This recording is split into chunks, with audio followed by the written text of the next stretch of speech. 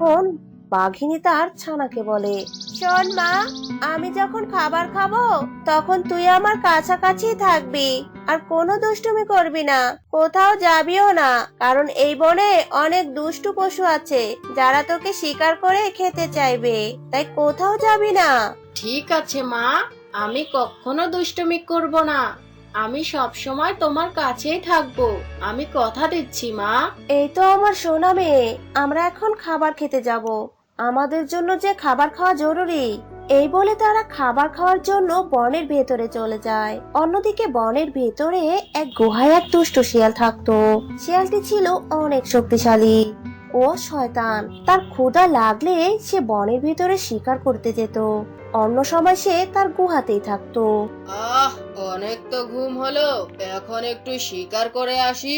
অনেক ক্ষুধা লেগেছে আমার, আবার খালি পেটে একদম ঘুম আসে না।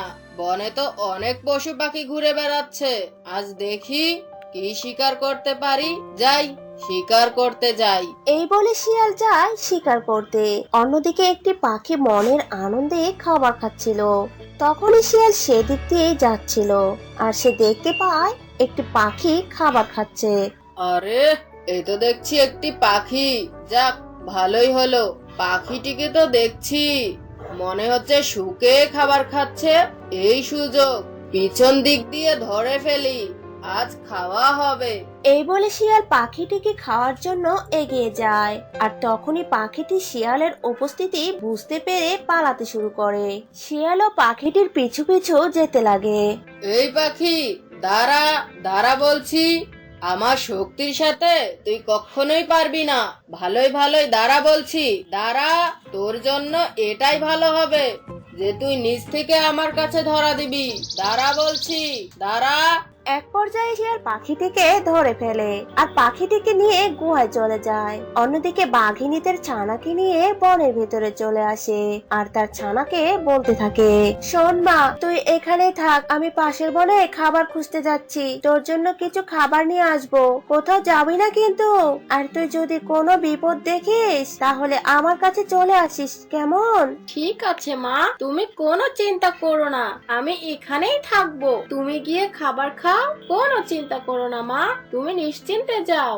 এরপর বাঘিনী তার ছানাকে রেখে পাশেই খাবার খুঁজতে যায়। অন্যদিকে শিয়াল তার গুহায় ভাবতে লাগে, ওই পাখির মাংস খেয়ে তো আমার ঘুমোই আসছে না। পেটটা কেমন চুই চুই করছে, আর এত ছোট্ট একটি পাখি যার মাংস খেয়ে আমার পেটের এক কানিও ভরেনি। আহ, লোভে আমার জিহ্বা লক লক করছে। ওই পাখিকে খেয়ে তেমন মজাই পেলাম না, এখন আবারও মাংস খেতে ইচ্ছে করছে। আর এই পাখিটার মাংসের যা স্বাদ, এরকমই পাখি পরবর্তীও খাবার জন্য লোভে আমার জিহ্বা দিয়ে পানি বেরিয়ে আসছে। আমি বরং আরো একটু গিয়ে দেখি ওখানে কোনো শিকার পাই কিনা, বলা যায় না, যদি পেয়ে যাই ভপ করে ধরে খেয়ে ফেলবো। এই বলে শিয়াল যায় শিকারের খোঁজে। শিয়াল কিছু দূর যেতেই দেখলো একটি বাঘিনীর ছানা সেখানে দাঁড়িয়ে আছে আর তার কিছু দূরেই বাঘিনী খাবার খাচ্ছে।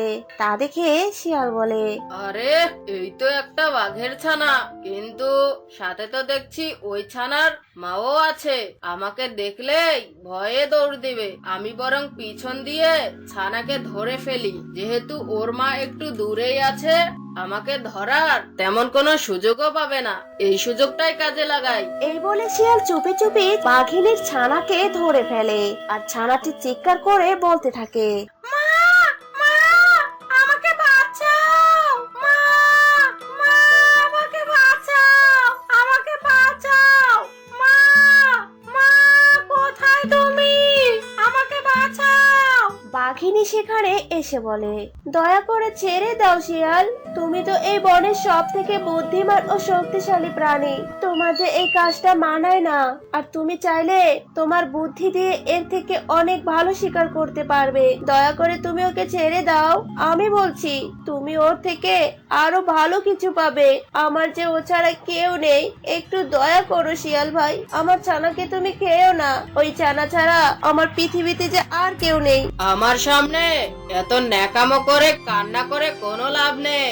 আমি কি তোর ছানাকে ধরেছি ছেড়ে দেওয়ার জন্য? তোর এই ছানাকে তো আমি খাবোই খাবো। কচি ছানা, আহা, তার মাংস খেতে যা মজা লাগবে, কি যে স্বাদ পাবো তোকে বলে বুঝাতে পারবো না। আহ, কচি কচি মাংস, আমি এখন খাবো। সর আমার সামনে থেকে সর, না হলে আমি তোকেও খেয়ে ফেলবো। এই বলে শিয়াল ছানাটিকে খেয়ে ফেলে।